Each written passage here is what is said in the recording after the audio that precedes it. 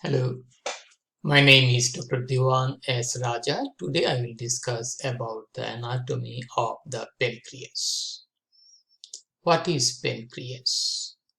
The pancreas is an elongated, soft and lobulated digestive gland that is partly exocrine, partly endocrine. So this is the pancreas. This is elongated, lobulated, soft tissue. It has exocrine function, endocrine functions. What is the location of the pancreas? It lies transversely, more or less transversely, across the posterior abdominal wall from the concavity of the duodenum to the hilum of the spleen at the level of the first and second lumbar vertebra.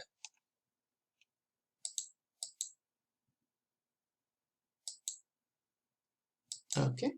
So what are the parts of the pancreas? Pancreas has head, neck, body and tail. What is uncinate process? From the lower part of the head, the pancreatic tissue turned towards left and it is related to the superior mesenteric artery anteriorly and it is related posteriorly to the abdominal aorta, and this part is called uncinate process. You have to remember that pancreas is a retroperitoneal structure mostly, except the tail part. Tail part is in the ligament, the splenorenal ligament.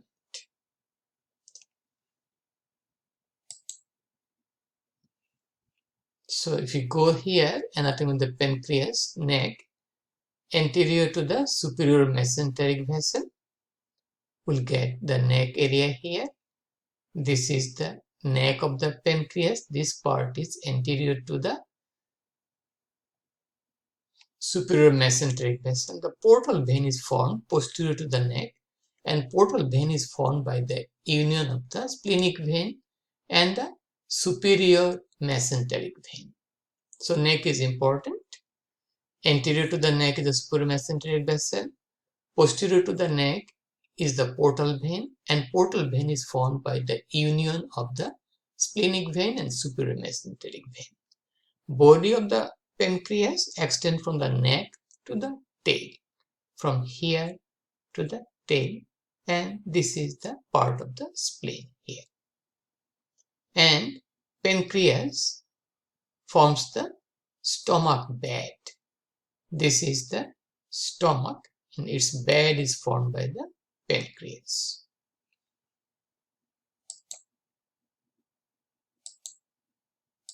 Okay, so we'll go to the pancreatic duct now. Okay. Pancreatic duct, within the head, the main pancreatic duct unites with the bile duct and enters the second part of the duodenum at the mesoduodenal papilla. So main pancreatic duct begins from the tail here.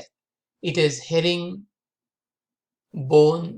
appearance and it goes there to the head and it opens into the second part of the duodenum. Before opening, it gets the bile duct. So there is an ampulla formation. Ampulla is guarded by the ampulla beta, that is smooth muscle. We have sphincter of Oddi, and it opens into the second part of the duodenum around 10 centimeter from the gastroduodenal junction. We have accessory pancreatic duct that is smaller, that may begin in the lower part of the head, and it opens into the minoduodenal papilla. The minoduodenal papilla is about 2 centimeter above the major duodenal papilla on the medial wall of the second part of the duodenum. So we have two ducts and the ducts are connected. The main pancreatic duct is here, and this is the accessory pancreatic duct. Accessory pancreatic duct usually arises from the lower part of the head of the pancreas, but it opens around 2 centimeter above the main pancreatic duct.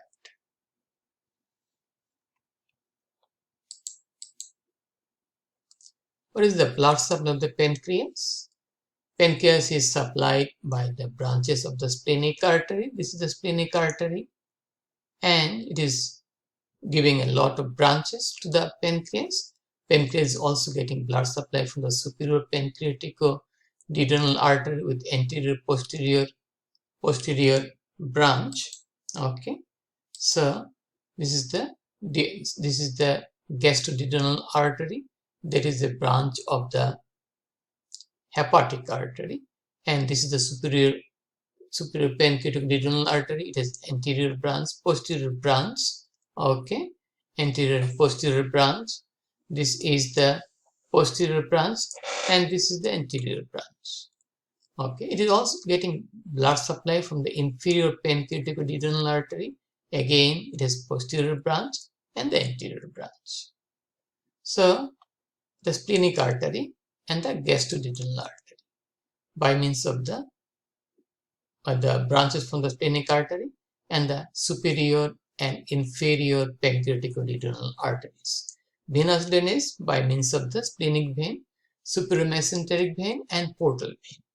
Lymphatic drainage is very important, especially for the spread of cancer cell, going to the pancreatico-splenic lymph node, celiac lymph node, and superior mesenteric group of lymph nodes. Nerve supply.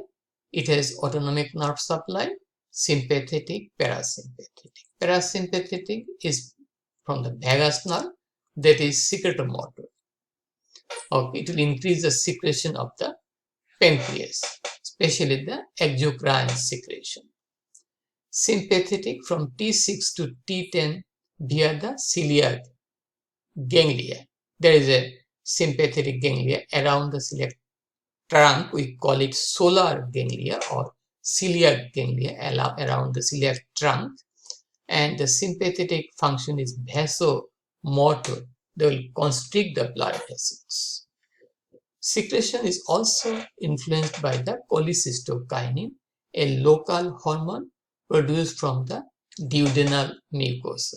So secretion, both the parasympathetic and the cholecystokinin, vagus nerve and the cholecystokinin from the duodenal mucosa is contributing in the secretion. Vasoconstriction by the sympathetic via the celiac ganglia or solar ganglia. Also the aortic ganglion. Function, digestive function, carbohydrate, protein, fat are digested by the pancreatic juice. We have the trypsin, amylase, and the lipase hormone from the pancreas that help in breakdown of the protein, trypsin, amylase for carbohydrate, and pancreatic lipase for fat. Endocrine function, insulin is coming from the beta cell. Glucagon is coming from the alpha cell. We have also somatostatin hormone. These are present in the islets of Langerhans. That is an endocrine part of the pancreas. Development of the pancreas, the embryology, it is a foregut derivative developed from the dorsal pancreatic bud and ventral pancreatic bud. Contribution from dorsal pancreatic bud is the upper part of the head, neck, body, and tail. Contribution from the ventral pancreatic bud, lower part of the head, and the uncinate process. We may have developmental anomaly. We may have annular pancreas, the dorsal pancreatic, the ventral pancreatic bud. What happens? It may be splitted, and the ventral pancreatic bud may surround the duodenum, may lead to annular pancreas, and that may obstruct the duodenal passage. So it is not the dorsal pancreatic bud, it is the ventral pancreatic bud that bifurcates, split, and encircle the duodenum, may develop, and that may happen and may lead to annular pancreas that may obstruct the duodenum and may lead to polyhydramnios, excessive amniotic fluid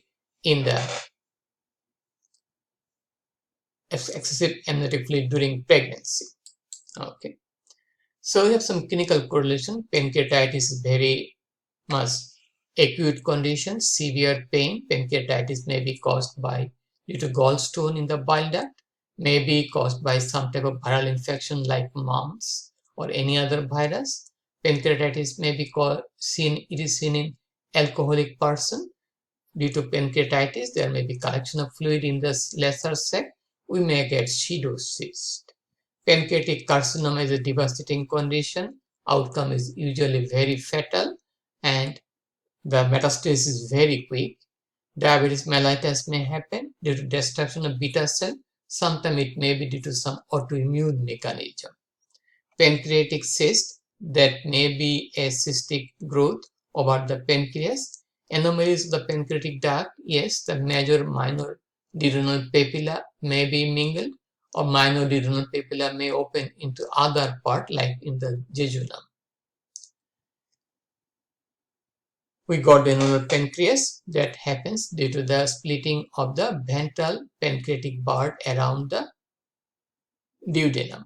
Jaundice due to the blockage of the hepatopancreatic duct that may happen as a complication of pancreatic cancer, specifically around the head area.